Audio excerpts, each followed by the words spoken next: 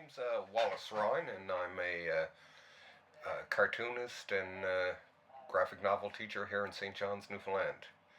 And I was born and raised in the city, and I was went away for school. I went to the Ontario College of Art and Design in Toronto. I spent a year as part of that program in New York City. Then I came back here to St. John's, and I've been working basically as a graphic artist slash cartoonist slash comic book teacher more or less since 1985.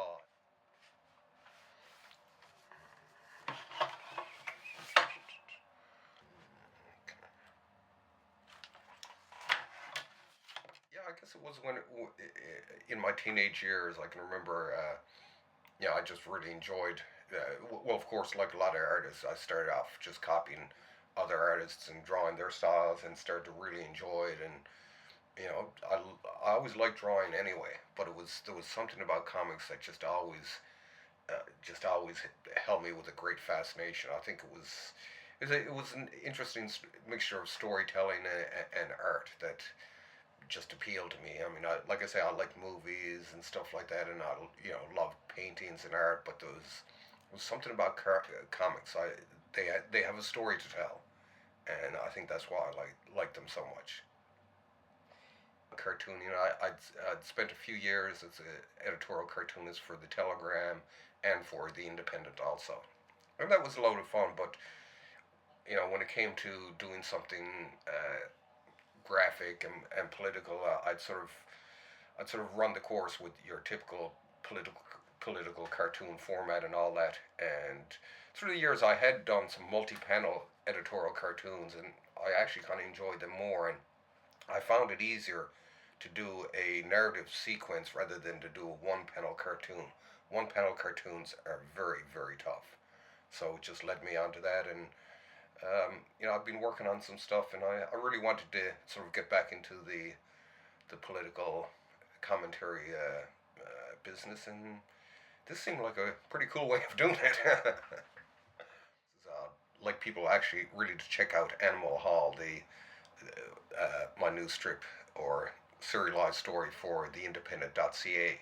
It's like a serialized comic book, political comic book centered in Newfoundland, and all the characters are animals. So we have, say, for instance, Kathy Dunderdale is a bear, uh, Lorraine Michaels is an owl, Yvonne Jones is a duck, Stephen Harper is a coyote. I thought about him as a wolf, but wolves were almost had too much credibility. Wolves are noble and all that. And it was a friend of mine who said, "No, try Harper as a coyote." So a lot of the animals too, the choice of what animal they become is just a purely, basically just as soon as I think of a character, it just comes to my head. It's like an instant inspiration. So as soon as I think of a character, I tend to think of what animal. Sometimes I'll ask my friends, what do you think this character, Danny Williams, what kind of animal would he be really cool as? And I just get a general feedback. Now, in this strip, Danny actually will be a lion. Daniel the Lionhearted. And by the way, if you're portrayed as a pig or a weasel in this, please don't give me any grief.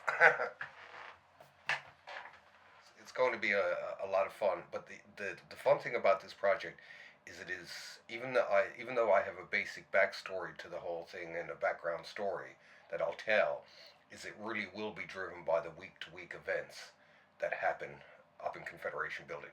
And it'll be basically every week it'll be at least one page. Well, this week, for instance, the first episode starts with 2 pages, but generally it'll be one page unless there's something really important, or I just really go mad with a certain subject and just have to do it. But I'd love people just to check into to theindependent.ca, have a read of it, and feel free to leave a few comments, because as an artist I can only get better by seeing what people say about it. Newspapers may have changed and all that and gone online, but through utilizing the talents of people like myself as graphic artists and commentators, I think the newspaper industry and cartooning can take a whole new twist. That's all I can think about.